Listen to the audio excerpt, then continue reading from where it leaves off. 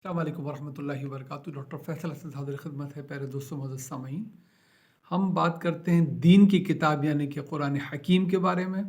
और इस सीरीज़ में हम सूरह अल-फातिहा में जो दुआ मांगते हैं, इहदिनस सिरातल मुस्तकीम सिरातल लज़ीना अनअमता अलैहिम गैरिल मग़दूबि अलैहिम वलद्दाल्लीन, आमीन, इस दुआ का जवाब कुरान में से पढ़ते हैं जगह जगह से। ये दुआ कबूल कर ली गई थी। हमारे नबी सल्लल्लाहु अलैहि वसल्लम, अल्लाह के आखिरी नबी रसूल, उनको मबऊस करके, उनको नबूवत अता फरमा के और उनको कुरान हकीम इनायत फरमा के अब रहती दुनिया तक के लिए दीन का इल्म इसी किताब में जगमगाता रहेगा और यही हमेशा हमारा रेफरेंस पॉइंट रहेगा। तो हम इस दुआ का जवाब पढ़ रहे हैं और सूरह आले इमरान की आयत नंबर 164 अब हम पढ़ेंगे इंशाल्लाह आज, और देखेंगे कि क्या जवाब हमारे लिए मौजूद है इसमें सूरह अल-फातिहा का।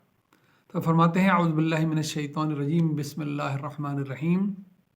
लक़द मन्नल्लाहु अलल मुमिनीन लक़द मन्नल्लाहु अलल मुमिनीना इज़ बअस फ़ीहिम रसूलन मिन अनफुसिहिम यतलू अलैहिम आयातिही व युज़क्कीहिम व युअल्लिमुहुमुल किताब वल हिकमा व इन कानू मिन क़ब्लु लफ़ी दलालिम मुबीन।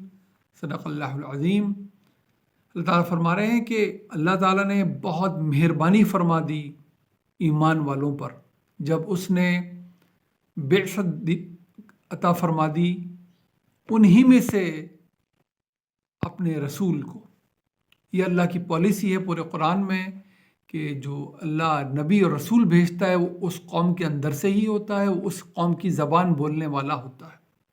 तो अल्लाह ताला ने फरमाया कि कितनी बड़ी मेहरबानी फरमा दी ईमान वालों पर कि उनकी तरफ इस रसूल को भेज दिया, उन्हीं में से जो करता क्या है, यतलू अलैहिम आयातिही, हमारी आयात इनको तिलावत करके सुनाता है, व युज़क्कीहिम, ताकि इनका तज़किया कर दे और इनको कानून यानी कि शरीयत और हिकमत की तालीम दे इन आयात के ज़रिए। ये इन आयात का कंटेंट है। ये आयत अपने अंदर रखती क्या है, ये कानून यानी कि शरीयत रखती हैं और ये अपने अंदर हिकमत रखती हैं। और व इन कानू मिन क़ब्लु लफ़ी दलालिम मुबीन, और इससे पहले तो ये लोग खुली गुमराही में थे।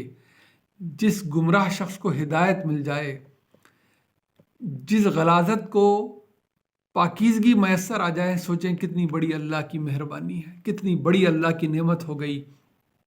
हम याद करते चले, हम बहुत नशिस्तों में जब कुरान के तारुफ़ के बारे में हमने बात की, जब हमने शानदार कामयाबी की बात की, उसके बाद आयात की हमने बात की, तो हम ये टॉपिक पहले डिस्कस कर चुके हैं। और ये दोहराने वाली बात है कि जब अल्लाह सुब्हानहू व तआला ने इब्राहीम अलैहिस्सलाम को इमामुन नास करार दिया तो उन्होंने दुआ मांगी थी कि अल्लाह अगर ऐसा है तो फिर इन्हीं लोगों में से, मेरी औलाद में से एक ऐसा नबी ज़रूर उठाना जो उनको तेरी आयात सुनाया करे, उनको कानून और हिकमत की तालीम दिया करे ताकि इनका तज़किया हो जाए। क्योंकि दीन का मकसद ही तज़किया है, दीन का मकसद ही अपने आप को पाकीज़ा कर लेना है, अपने जिस्म को पाकीज़ा कर लेना ज़ाहिर और बातिन से, और अपने नफ्स को पाकीज़ा कर लेना, यही दीन का मकसद है।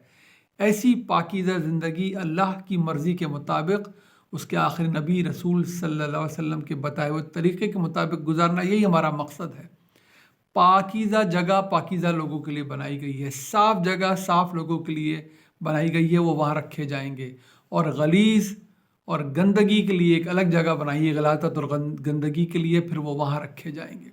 ज़ाहिर है जिसके जैसे जराइम होंगे उसको उतनी ही सफाई दरकार होगी इससे पहले कि उसको साफ जगह रखा जाए। किस तरह हासिल होगी, क्या जवाब मिल रहा है सूरह अल-फातिहा का? ये जवाब अल्लाह ने कुरान में जगह जगह सुनाया है। यही मकसद नबूवत है, यही नबी करने आते हैं, अल्लाह के आखिरी नबी रसूल सल्लल्लाहु अलैहि वसल्लम यही ज़िम्मेदारी पूरी करके गए, 100% ज़िम्मेदारी पूरी करके गए। उन्होंने अल्लाह की भेजी हुई किताब 100% पहुँचाई, नस्ल दर नस्ल मुंतकिल होते हुए हम तक आ गई है। उनकी ज़िम्मेदारी यही थी कि अल्लाह के कलाम को सुनाएं, उसकी आयात को पहुँचा दें लोगों तक जो कि अपने अंदर कानून यानी कि शरीयत और अल-हिकमा रखती हैं, यानी कि मुकम्मल फ़िरासत, वो सारे लवाज़मात जो ईमानियात और अखलाकियात के लिए चाहिए होते हैं। मकसद क्या है इनका? मकसद वही है जो मकसद दीन है, ज़ाहिर है, और वो एक लफ्ज़ में है कि पाकीज़ा बनकर आ जाओगे तो पाकीज़ा जगह रखे जाओगे। غلاظت اپنے اوپر لپیٹ کر آؤ گے تو منحصر ہے کہ کس قسم کی غلاظت ہے. غلاظت کو تو پاکیزہ جگہ نہیں رکھا جا سکتا، لہٰذا پہلے وہ اس کی صفائی ہوگی. اور منحصر ہے کہ کس قسم کی غلاظت ہے. کچھ غلاظتیں ہیں جن کی صفائی کچھ عرصے میں ہو سکے گی، اور کچھ غلاظتیں ایسی ہیں اللہ تعالیٰ نے بتا دیا ہے کہ کچھ ایسے کام ہیں ان کی تو معافی اللہ کے پاس کوئی نہیں ہے، جن میں ظاہر ہے سر فہرست ہے کہ اگر خدا نخواستہ کسی کی موت شرک پہ واقع ہو جاتی ہے تو اس غلاظت کی پھر کوئی صفائی آخرت میں بھی نہیں ہو سکے گی. اس دنیا میں ہمیں اپنے آپ کو پاکیزہ بنانا ہے. یہی مقصد ہے دین کا، اس پورے قانون کا. جتنے بھی دین کے قوانین ہیں آپ اٹھا کے دیکھ لیجئے، وہ سب کے سب ہمیں پاکیزہ کر رہے ہوں گے. یا تو ہمارے جسم کی پاکیزگی کا باعث بن رہے ہوں گے، یا ہمارے کردار کو پاکیزہ بنا رہے ہوں گے. اور دین کیونکہ سوچنے، سمجھنے، شعوری طور پہ اختیار کرنے کا نام ہے. ایک ایک بات کی حکمت اللہ سبحانہ و تعالیٰ نے بیان فرمائی ہے. یہ ہماری کم عقلی، کم علمی ہوتی ہے، اور دین کی طرف ہماری اپروچ کا صحیح نہ ہونا ہوتا ہے کہ ہم سمجھتے ہیں کہ جب بغیر سوچے سمجھے ماننے کا نام دین ہے. یہ اندھے ایمان کا نام نہیں، یہ دین اندیکھے پر ایمان کا نام ہے. اس اندیکھے تک پہنچانے سے پہلے اللہ تعالیٰ نے قرآن کا ہر صفحہ گواہی دے رہا ہے. اس نے ہر صفحے پہ دلائل جمع کیے ہیں. یہ دلائل بہت ہی مطمئن کرنے والے دلائل ہیں. ہم ایک پوری سیریز اس بارے میں کر چکے ہیں کہ دلائل کس طرح کار فرما ہوتے ہیں، کس طرح ہمیں جھنجھوڑتے ہیں. علم کی، عقل کی، فراست کی، فہم کی ہر سطح کو مطمئن کرنے کی قابلیت رکھتے ہیں دلائل. قرآن کہیں سے بھی آنکھیں بند کر کے کھولیے، آپ کو ہر صفحے پہ دعوت ملے گی غور کرنے کی، فکر کرنے کی، سوچنے کی. قرآن کا 90% کانٹینٹ اسی الحکمت سے بھرا ہوا ہے، انہی دلائل سے بھرا ہوا ہے. جب یہ دلائل ہماری سمجھ میں آتے ہیں، یہ ہمارے اندر سرائیت کرتے ہیں، تب جا کے وہ تھوڑے بہت ہی تو کرنے کے کام ہے جن میں ہمیں عمل کرنا ہوتا ہے، جن کو ہم شریعت کہتے ہیں، قانون کہتے ہیں. تو پھر وہ اعمال ہمارے اندر سے، ہمارے دل سے، ہماری روح سے برآمد ہوتے ہیں. یہی مقصد ہے دین کا کہ اپنی پاکیزگی کو حاصل کر لو. اپنے جسم کو باہر سے پاکیزہ رکھو، اپنے جسم کو داخل سے پاکیزہ رکھو، حلال غذا، پاکیزہ غذا کھا کے، اور اپنے کردار، اپنے نفس کو پاکیزہ کر لو. اس تمام علم کا نام قرآن ہے، اور اعمال جتنے ہیں انہی کا نام سنت ہے. یہی اس دین کی خوبصورتی ہے. یہ دین بہت ہی انسان کے مجموعی علم، فراست اور حکمت کو 15 صدیوں سے یہ چیلنج کر کے اپنی جگہ کھڑا ہوا ہے. استوار ہے، پختہ ہے، کسی قسم کی غلطی کا اس میں شائبہ نہیں ہے. عقل کی ہر سطح کو مطمئن کرنے والا ہے. دلائل کے ساتھ آپ کے علم کو آواز دیتا ہے، اور پھر کہتا ہے کہ دیکھو اب جو تمہیں نظر نہیں آ رہا اس کو بھی دلائل سے جان لو کہ وہ بالکل ٹھیک کہا جا رہا ہے. یہی ہمارے نبی کا مقصد تھا کہ وہ ہماری نشانیاں تمہیں دکھا دے، وہ ہماری آیات تمہیں سنائے جو اپنے اندر الحکمت اور القانون یعنی کہ الکتاب رکھتی ہیں. اور ان دونوں کا مقصد ایک ہی ہے کہ تم پاکیزگی اختیار کرو، تمہیں پاکیزہ ہو کر آنا ہے.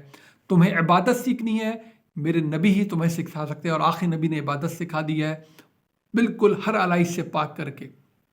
تمہیں اس کے علاوہ پاکیزگی حاصل کرنی ہے، دیکھو میرا نبی تمہیں کیا علم دے رہا ہے، دیکھو میرا نبی تمہیں کیا اعمال کر کے دکھا رہا ہے. اللہ کرے ہم نبوت کے اس مقصد کو سمجھیں، اس مقصد کو اپنا مقصد بنائیں، اور جو ہدف مقرر کیا گیا ہے دین کی طرف سے پاکیزہ ہونے کا، وہ پاکیزگی ہمیں حاصل ہو. اللہ ہمیں توفیق دے اس کی کتاب سے وابستہ ہونے کی، سمجھنے کی، اس پہ عمل کرنے کی. دعا میں مجھے یاد رکھیے گا. السلام علیکم ورحمۃ اللہ وبرکاتہ.